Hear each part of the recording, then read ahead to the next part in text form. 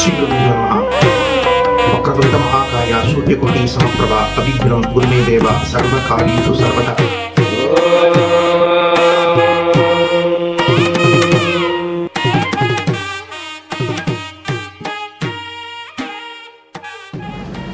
தன்னம்பிக்கையை தன்னகத்தே உடைய தனுர் ராசி பக்த கொடிகளே, தனுர் ராசியை சார்ந்த பக்த கொடிகளுக்கு இந்த தமிழ் புத்தாண்டு ஒரு வெற்றி ஆண்டாக அமையப் போகிறது. கோச்சார கிரகங்கள் ரீதியாக அர்த்தாஷ்டம ஸ்தானத்தை நோக்கி மந்தகாரகன் சஞ்சரிக்கின்றாரே, 9வது ஸ்தானத்தில் கேது பகவான் சஞ்சரிக்கின்றாரே அப்படிங்கக்கூடிய சிந்தனைகள் ஜோதிட ஆர்வலர்களுக்கு இருந்தாலும், இந்த ஆண்டினுடைய ராஜாவாக குரு பகவான் அருள் புரிகின்றார். அதே போல ஆதாய விரயம் ரீதியாக இந்த ஆண்டினுடைய ஆதாயம் அப்படிங்கக்கூடிய இலக்கமானது 14ஆகவும் விரயத்தினுடைய இலக்கமானது 11ஆகவும் காணப்படுறது. பொதுவாக ஒவ்வொரு ராசி பலன் நிகழ்ச்சிகளையும் நாம் கணக்கிடும் பொழுது ஆண்டு ராசி பலன், குறிப்பாக தமிழ் புத்தாண்டு ராசி பலன்களை இந்த ஆதாயம் விரயம் ரீதியாகவும் இந்த ஆண்டினுடைய அரசர் யார் என்பதையும் நாம் கூடுதல் சிந்தனையோடு சிந்தித்து செயல்படும் பொழுது அபரிமிதமான வெற்றிகளை பெறக்கூடிய ஆண்டாக இந்த தமிழ் புத்தாண்டு தனுராசி சார்ந்த பக்த கோடிகளுக்கு அமைகின்றது. தனுராசி சார்ந்த பக்த கோடிகளுக்கு இந்த தமிழ் புத்தாண்டு அபரிமிதமான வெற்றி ஆண்டாக அமைய போகிறது. இந்த ஆண்டினுடைய துவக்கத்தில் 1-4 அதிபதியாக இருக்கக்கூடிய குரு பகவான் சப்தமஸ்தானத்தில் சஞ்சரிப்பது என்பது அருமையான கிரக அமைப்பு. பொதுவாக குரு பகவான் சஞ்சரிக்கக்கூடிய காலங்களை 2, 5, 7, 9, 11 இந்த ஸ்தானங்களில் வரும்பொழுது அபரிமிதமான அனுகூலத்தை கொடுப்பார். தமிழ் புத்தாண்டினுடைய துவக்கத்தில் உங்களது ராசியின் நாதன் சமசப்தம ஸ்தானத்தில் சஞ்சரிப்பதும், பகவானுடைய நேர் 180 டிகிரி பார்வை உங்களது ராசி மேல் பதிவதும், இந்த ஆண்டினுடைய அரசராக ஸ்ரீ குரு பகவான் அமைந்திருப்பதும் கூடுதல் சிறப்பை காட்டுகின்றது. தனுர் ராசி சார்ந்த பக்த கோடிகள், நீங்கள் பணியாற்றக்கூடிய இடங்கள்ல அபரிமிதமான முன்னேற்றங்களை பெறுவீர்கள்.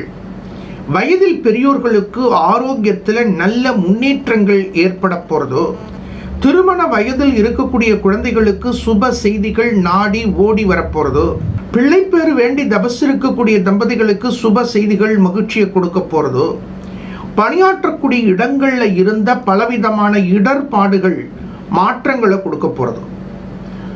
சில பக்த கோடிகளுக்கு இடமாற்றங்களை செய்யலாமா என்ற வினாக்கள் ஆழ் மனதில் தோன்றுகின்றது.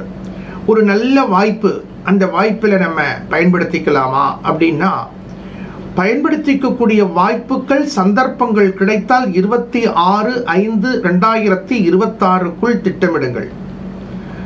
அதே போல பணி நிமித்தமாக வெளியூரில் இருக்கக்கூடிய தம்பதிகள், கணவன் ஒரு இடத்துல இருக்காங்க, மனைவி ஒரு இடத்துல இருக்காங்க, அவர்கள் ஒருவரை ஒருவர் சந்திப்பதற்கு வாய்ப்பு இருக்கா?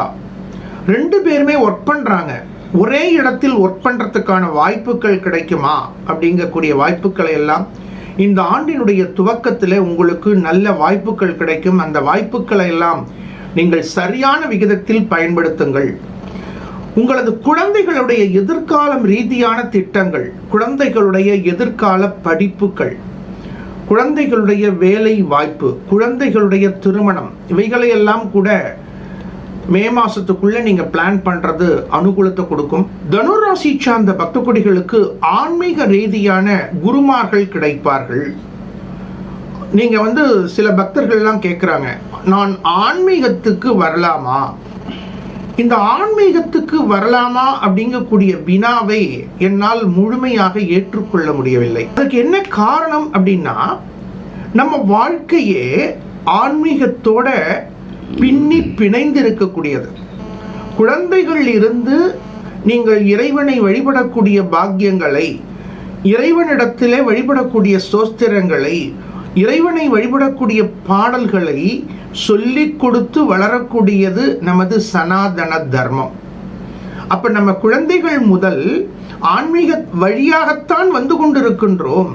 ஆகையினால் நாங்கள் ஆன்மீகத்துக்கு வரலாமா என்பதற்கு ஜாதகம் பார்க்க வேண்டாம். நாங்கள் ஆன்மீகத்துக்கு வரலாமா என்பதற்கு ஜோதிடம் பார்க்க வேண்டாம், நாம் ஆன்மீகத்தில் தான் வந்து கொண்டிருக்கின்றோம் என்ற சிந்தனைகளை நாம் மனதில் பதிய வைத்துக் கொண்டால் இந்த வினாவிற்கான விடையை நமது வாழ்க்கையை நமக்கு கொடுக்கும். தனுராசி சார்ந்த பக்த கோடிகளுக்கு கல்வியிலே மாணவ செல்வங்களுக்கு அபரிமிதமான முன்னேற்றங்கள் ஏற்படுவதை நாம் சிந்திக்க முடியும். அதே போல பணியாற்றக்கூடிய இடங்கள்ல கடந்த காலத்தில் இருந்த பலவிதமான இடர்பாடுகளுக்கெல்லாம் நல்ல தீர்வுகள் கிடைக்கும். சில சமயங்கள்ல சில இடர்பாடுகளுக்கு சூழ்நிலை காரணம், சில இடர்பாடுகளுக்கு நாம் வளர்ந்து வந்த குடும்பம் ரீதியான சூழல் ஒரு காரணமாக இருக்கலாம், பொது வாழ்க்கையில் ஏற்பட்ட காரணமாக இருக்கலாம். ஆனால் இந்த ஆண்டினுடைய துவக்கத்தில் அந்த பிரச்சனைக்கு, அந்த குழப்பத்திற்கு தீர்வை நீங்களே சிந்தித்து உங்களை நீங்களே திருத்திக் கொள்ளக்கூடிய வகைகளில் அமையும். சில சமயங்களில் சில பிரச்சனைகளுக்கு காரணம் என்ன அப்படின்னு பார்த்தோம்னா அதை நம்ம செஞ்ச மிஸ்டேக் தான் அப்படின்னு செல்ஃப் அனாலிசிஸ், சுய ஆய்வு செய்யக்கூடிய காலகட்டமாக இந்த ஆண்டினுடைய துவக்கம் உங்களுக்கு அமைய போகிறது. தனுராசி சார்ந்த பக்த கோடிகளுக்கு 1-4 அதிபதி இந்த ஆண்டினுடைய துவக்கத்தில் சபசப்தம ஸ்தானத்தில் சஞ்சரித்தாலும் 2-3 அதிபதி அர்த்தாஷ்டம ஸ்தானத்தில் சஞ்சரிக்கின்றார். பாக்யஸ்தானத்தில் கேது பகவான் சஞ்சரிக்கின்றார். முயற்சி ஸ்தானத்தில் ராகு பகவான் சஞ்சரிப்பது என்பது அருமையான அமைப்பை காட்டுகின்றது. உங்களது தொடர் முயற்சிகள் யாவும் வெற்றி பாதையை நோக்கி பயணிக்க போறது. சகோதர சகோதரிகள் மூலம் இருந்த கருத்து வேறுபாடுகள் நட்பாக மலரப் போறது. சகோதர சகோதரிகளுடைய அன்பு, ஆதரவு, அரவணைப்பு இவைகளை உணரக்கூடிய காலமாக இந்த காலகட்டங்கள் அமைய போறது. சகோதர சகோதரிகளுக்கு நீங்கள் செய்யக்கூடிய உதவிகளை அவர்கள் உணர்ந்து உங்களுடைய அன்பை உணரக்கூடிய காலமாகவும் இந்த காலகட்டங்கள் அமைய போறது. இருந்தாலும் தனுராசியை சார்ந்த பக்த கோடிகள் இந்த தமிழ் புத்தாண்டிலே எந்தெந்த விஷயங்களில் எச்சரிக்கையாக இருக்க வேண்டும்? உங்களது ராசிநாதன் 26/5/2026 பிறகு அட்டமஸ்தானத்தில் பயணிக்கின்றார். ஆரோக்கியத்தில் ரொம்ப கேர் எடுங்கோ. குறிப்பாக வயிறு சம்பந்தப்பட்ட ஆரோக்கியத்தில் சரியான நேரத்திற்கு உணவை ஏற்றுக்கொள்ளுங்கள். சின்ன வயசுல நிறைய பட்னி கிடக்க முடியும். வயசு ஆக ஆக நமக்கு அந்த பழக்கம் ரீதியாக சரியான நேரத்திற்கு சாப்பிடக்கூடிய சூழ்நிலைகள் இருக்காது. குறிப்பாக ஒரு வேலையில் கண்ணும் கருத்துமான ஈடுபாடு உங்களுக்கு தனுராசி சார்ந்தவர்களுக்கு இயற்கையாக இருக்கும். உங்களது கடமை எவ்வளவு முக்கியமோ, உங்களது பணி எவ்வளவு முக்கியமோ, அந்த வேலையை எவ்வாறு நீங்கள் வெற்றிகரமாக ஆக்குவீர்களோ இவைகள் எல்லாம் உங்கள் இடத்தில் இருக்கக்கூடிய ஒரு ஆத்மார்த்தமான உயரிய சிந்தனை. உங்கள் வேலைக்கு, உங்கள் பணிகளுக்கு எவ்வளவு முக்கியத்துவம் கொடுக்கிறீர்களோ அந்த அளவுக்கு உங்கள் ஆரோக்கியத்திற்கு முக்கியத்துவம் கொடுங்கள். அதே போல ரொம்ப டேஸ்டாக தான் சாப்பிடணும் அப்படின்னு இருக்காங்க.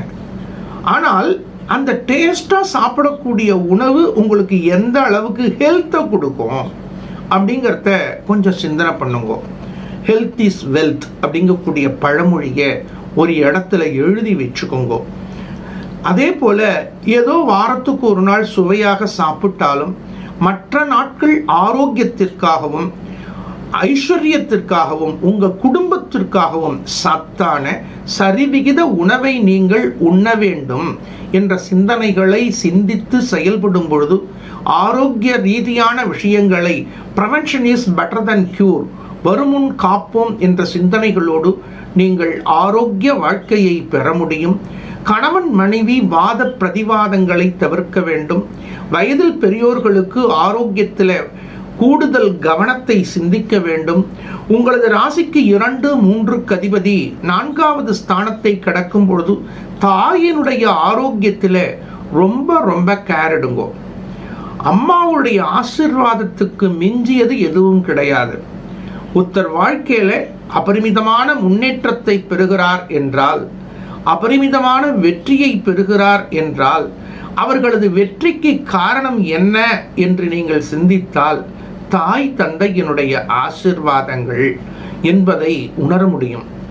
இதை மகான் வாரியார் சுவாமிகள் அவருடைய பிரவச்சனத்தில் பல இடங்களில் கூறியிருப்பார். தாயை மதித்தவன் என்றும் வாழ்க்கையில் வெற்றி பெறுவான் என்பதை ஆணித்தனமாக கூறுவார். அந்த விதத்தில் தாயினுடைய ஆரோக்கியத்தில் கூடுதல் கவனத்தை செலுத்துங்கோ. தாய் வழி சொந்தங்களோடு வாத பிரதிவாதங்களை முற்றிலுமாக தவிர்த்துடுங்கோ. தனுர் ராசி சார்ந்த பக்த கோடிகளுக்கு வீடுகள் மனைகள் சம்பந்தப்பட்ட ரிப்பேர்ஸ் இருந்ததுன்னா, சின்ன சின்ன ரிப்பேராக இருந்தாலும் உடனுக்குடன் அதை சரி செய்ய வேண்டும் என்ற சிந்தனைகளை செயல்படுத்துங்கள். வெளிநபர்களை, அறிமுகம் இல்லாத மனிதர்களை நம்ப வேண்டாம்.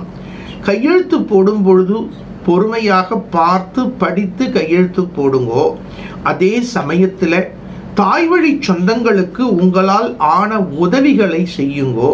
தந்தையினுடைய ஆரோக்கியத்தில் கூடுதல் கவனத்தை செலுத்துங்கோ. ஆஞ்சநேய சுவாமி வழிபாட்டுக்கு வாரம் ஒரு நாள், உங்களுக்கு வியாழக்கிழமை முடியுமா, சனிக்கிழமை முடியுமா, உங்களுக்கு எந்த தினம் முடியும் அப்படிங்கிறத தீர்மானம் பண்ணி வாரத்துக்கு ஒரு நாள் அருகில் இருக்கக்கூடிய ஆஞ்சநேய சுவாமி சன்னதியை போய் தரிசனம் பண்ணுங்கோ. வீட்டிலேயே ஆஞ்சநேயர் படத்தை வச்சு நெய் தீபம் ஏற்றி வழிபடலாம். அவரிடத்தில் உங்களது கோரிக்கைகளை அவர் திருவடிகளில் சமர்ப்பணம் பண்ணி என்றும் சிரஞ்சீவியாக இருக்கக்கூடிய ஆஞ்சநேய பெருமானுடைய தனிப்பெரும் கருணை உங்களுக்கு இந்த தமிழ் புத்தாண்டில் அபரிமிதமான வெற்றியை கொடுக்க வேண்டும் என்ற பிரார்த்தனை பண்ணுவதோடு ஸ்வர்ண ஆகிருஷ்ண பைரவரை தேய்பிறை அட்டமியில் வழிபடுவது அபரிமிதமான மாற்றங்களையும் ஏற்றங்களையும் கொடுக்கும். நல்வாழ்த்துக்கள்.